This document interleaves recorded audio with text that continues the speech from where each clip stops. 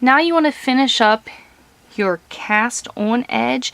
You want to start at the opposite end of your cast on string, and what you're going to be doing, which it doesn't really matter which collar, you have the two together, take one over the second, which I just go in a pattern.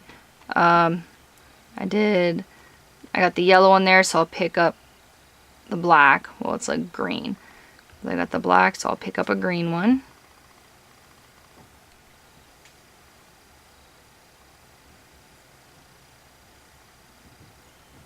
And you just see what I'm doing. I'll show you a couple up close.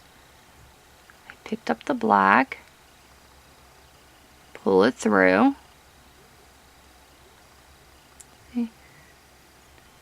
I pick up the green, pull it through. Oh, sorry. Pick up,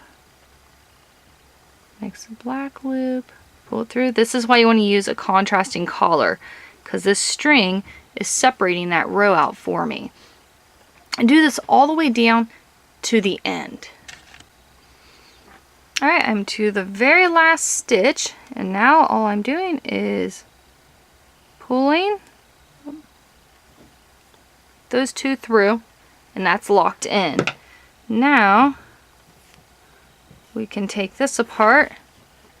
Oh, I got a knot in it, don't I? Okay, there we go. And pull that out. Here is the cast on edge versus the cast off edge. They're not exact, but they're very, very similar.